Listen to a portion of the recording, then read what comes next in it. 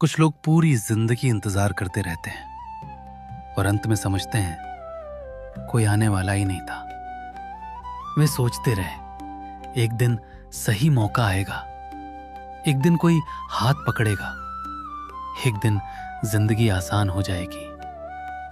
लेकिन सच ये है, जिंदगी किसी को बचाने नहीं आती, वो सिर्फ देखती है कि तुम कब उठते हो।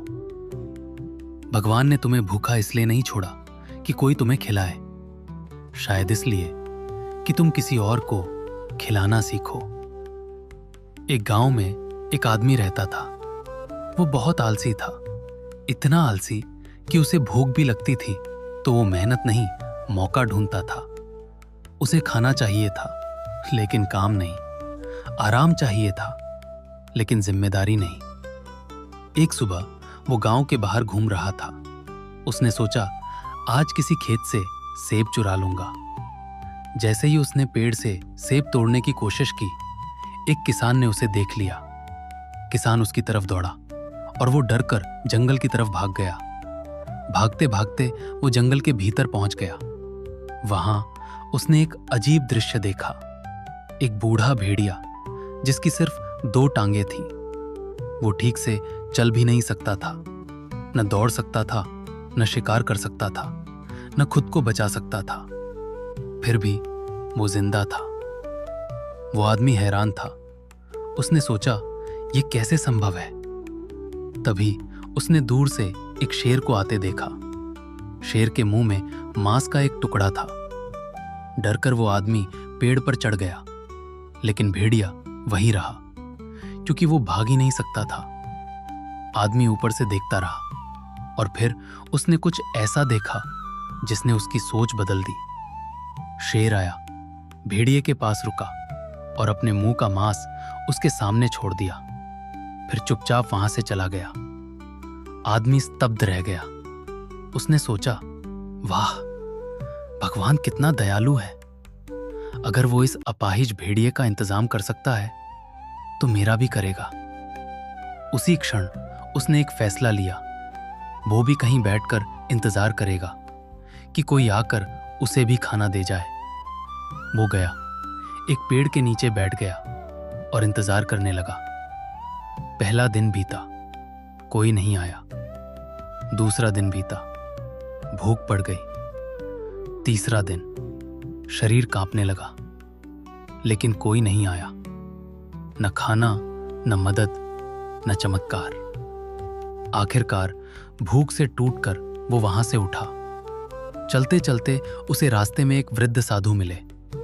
उसने सारी कहानी सुनाई और गुस्से में पूछा, भगवान ने उस भेड़िए पर दया की, लेकिन मुझ पर क्यों नहीं? क्या मैं उसकी संतान नहीं हूं? साधु मुस्कुराए नहीं। उन्होंने बस गहरी नजर से उसे देखा और कहा, भगवान ने तुम पर भी दया की थी, लेकिन तुमने उसका संकेत गलत समझ लिया। वो आदमी चुप हो गया। साधु बोले, तुमने भेड़िए को देखा, लेकिन तुम्हें शेर बनना था। कमरे में नहीं, उसके भीतर सन्नाटा छा गया। साधु आगे बोले, भगवान तुम्हें किसी के टुकड़ों पर जीना नहीं सिखाना चाहता। वो तुम्हें किसी की भूख मिटाने लायक बनाना चाहता है। लेकिन तुमने जिम्मेदारी की जगह आराम चुन लिया। तुमने प्रार्थना की, लेकिन प्रयास नहीं। तुमने उम्मीद रखी, लेकिन कर्म नहीं। तुम मदद मांगते रहे, जबकि तुम्हें मदद बनना था।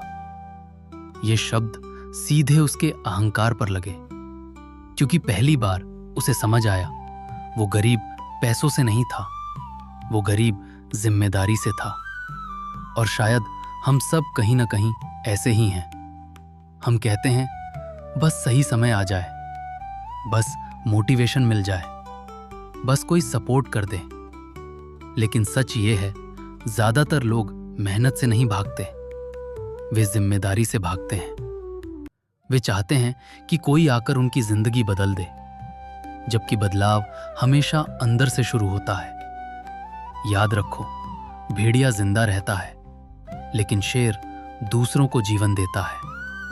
सवाल ये नहीं कि तुम सरवाइव कर रहे हो या नहीं, सवाल ये है, तुम किस तरह के इंसान बन रहे हो? वो जो इंतजार करता है या वो जिसका इंतजार किया जाता है? सबसे दुखद जीवन वो नहीं जिसमें तुम्हें मदद नहीं मिली। सबसे दुखद जीवन वो है जिसमें तुम मदद बन सकते थे लेकिन बने नहीं। कंफर्ट सुरक्षित लगता है, लेकिन एक दिन वही तुम्हारी जेल बन जाता है। और जिम्मेदारी भारी लगती है, लेकिन पछतावा उससे कहीं ज्यादा भारी होता है। इसलिए उठो, किसी के आने का इंतजार मत करो। शायद भगवान ने तुम्हें बचाने के लिए नहीं, किसी और की जिंदगी बदलने के लिए भेजा है। और जिस दिन तुमने ये समझ लिया, उसी दिन तुम्हारी असली जिंदगी शुरू होगी।